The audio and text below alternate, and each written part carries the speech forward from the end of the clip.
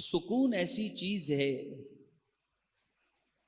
جس کی تلاش میں انسان در بدر کی ٹھوکریں کھاتا ہے۔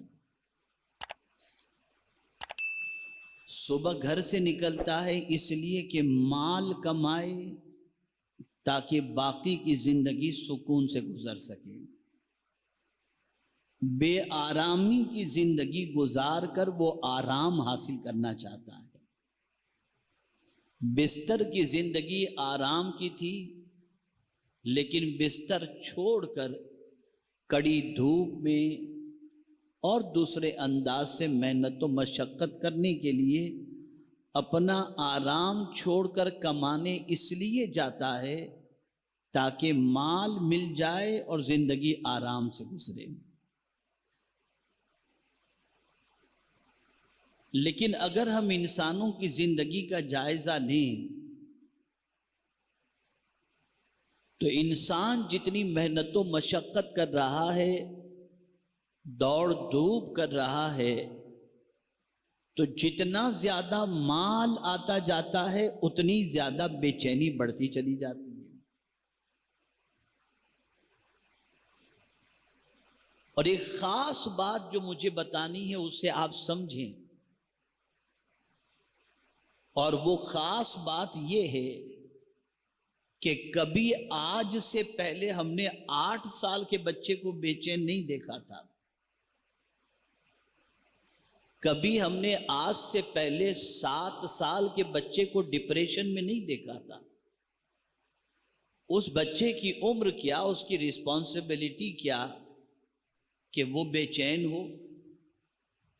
لیکن آج ہم یہ دیکھتے ہیں کہ 8-8 10-10 سال کے بچے ڈپریشن میں جا رہے ہیں۔ اس کو بھی سمجھنا تھوڑا سا ضروری ہے تاکہ ہم اس کے سولیوشن کی طرف اپنے قدم کو بڑھا سکیں۔ سب سے پہلے میں بچوں کے حوالے سے آپ کو سمجھاؤں، یہ بے چینیاں اور بے قراری بچوں میں کہاں سے آ گئی؟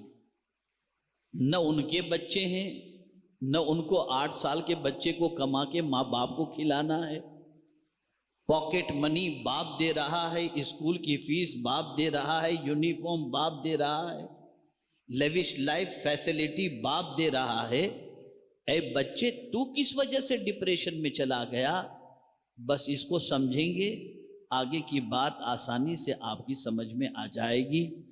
سن لیجئے، جب تک کہ کو ایجوکیشن کا سسٹم نہیں تھا، بچے الگ بچیاں الگ، جب تک کہ تعلیم کا نظام اس طریقے کا تھا کبھی کوئی بچہ ڈپریشن میں نہیں جاتا تھا۔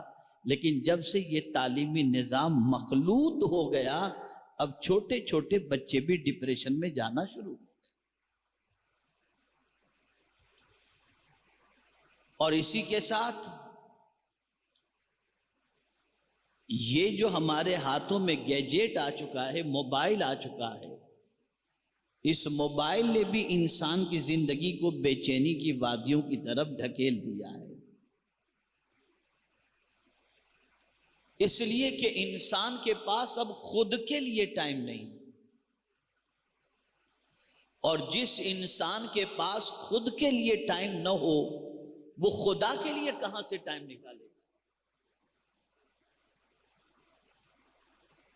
میرے پیارے آقا صلی اللہ علیہ وسلم کے پیارے دیوانوں، آج بہت ساری ایسی باتیں میں آپ کی سماعتوں کے حوالے انشاءاللہ کروں گا جسے سن کر کے اگر آپ نے اپنی زندگی کو اس روش پر ڈال دی جس روش پر چلنے کا پیغام دینے کی غرض سے میں حاضر ہوا ہوں، تو انشاءاللہ آپ کی زندگی پرسکون گزرے گی انشاءاللہ۔ سکون لفظوں پہ توجہ چاہوں گا۔ انسان سکون باہر تلاش کرتا ہے، اور سکون باہر نہیں، سکون اندر ہے۔ اب آپ کہیں گے بڑی عجیب بات ہے، سکون باہر تلاش کرتا ہے، سکون اندر ہے، تو آئیے اس کو سمجھاؤں۔ انسان مٹیریلزم کے اندر مادی چیزوں میں سکون تلاش کرتا ہے. میرے پاس نرم گدا ہو تو مجھے سکون ملے گا، میرے پاس ایئر کنڈیشن ہو تو مجھے سکون ملے گا، میرے پاس بینک بیلنس ہو تو مجھے سکون ملے گا، میرے پاس بنگلو ہو تو مجھے سکون ملے گا. تو ان ساری چیزوں میں وہ سکون تلاش کر رہا ہے. یہ ساری چیزیں باہر کی ہیں. ان باہر کی چیزوں کو آپ حاصل کریں گے تو سکون نہیں ملے گا، آرام ملے گا. سکون نہیں ملے گا، آرام ملے گا. تو اب سوال یہ پیدا ہوتا ہے سکون ملے گا کیسے؟ سکون کا طریقہ کیا ہے؟ تو میرے پیارے آقا صلی اللہ تعالی علیہ وسلم کے پیارے دیوانوں، سکون یہ اندر کی چیز ہے. آپ کاروبار کر رہے ہیں، آپ کسی کا بہت زیادہ ترقی والا کاروبار دیکھ رہے ہیں، اس کے پاس بہت زیادہ ماڈرن اعتبار سے اگر آپ دیکھیں تو لیوش لائف کے اعتبار سے لمبی گاڑیاں اور ساری چیزیں دیکھ رہے ہیں. تو ان ساری چیزوں کو دیکھنے کے بعد آپ کے دل میں اس کی محبت پیدا ہوگی. جہاں یہ محبت پیدا ہوئی سکون گیا.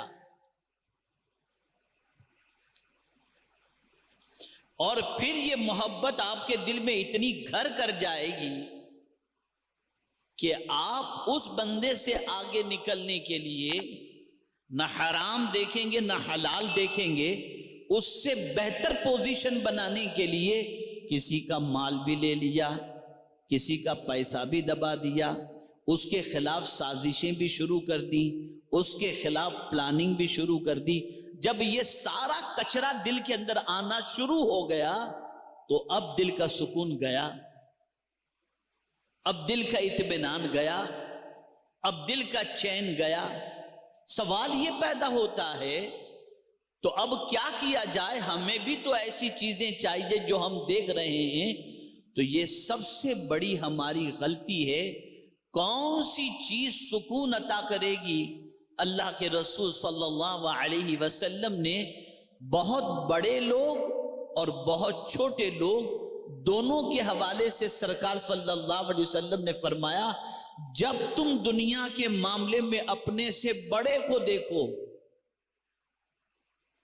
بڑے کو دیکھو تو ان کے نقش قدم پر نہیں چلنا. دیکھنا کس کو بڑا ہے. آقا کریم صلی اللہ علیہ وسلم نے فرمایا، دنیا کے معاملے میں اپنے سے چھوٹے کو دیکھو، اپنے سے کمتر کو دیکھو، اور دین کے معاملے میں اپنے سے بہتر کو دیکھو. جب تم دین کے معاملے میں اپنے سے بہتر کو دیکھو گے تو تمہاری زندگی اس راستے پر چلے گی. تو جب اس راستے پر چلے گی تو اللہ تمہیں سکون کی دولت سے مالا مال فرما دے گا. میں اس کو مثال کے ذریعے سمجھاؤں. کبھی آپ کی طبیعت کے اندر دین کے معاملے میں بہتر کو دیکھ کر اس راستے پر چلنے سے بے قراری نہیں ہوگی.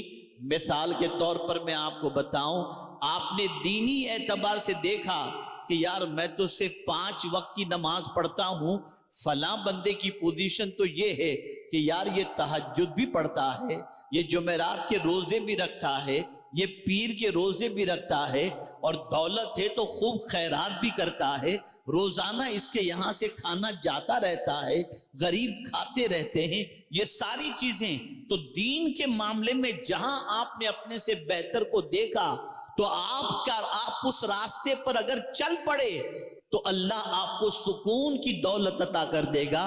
اس لیے کہ نیکی سکون عطا کرتی ہے اور حسد بے چینی عطا کرتا ہے.